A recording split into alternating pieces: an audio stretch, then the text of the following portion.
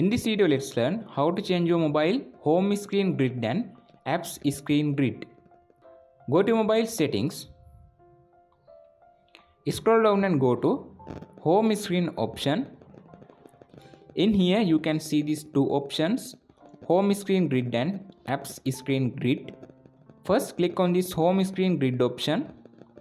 You can see four options have 4 to 5, 4 to 6, 5 to 5 and 5 to 6 option.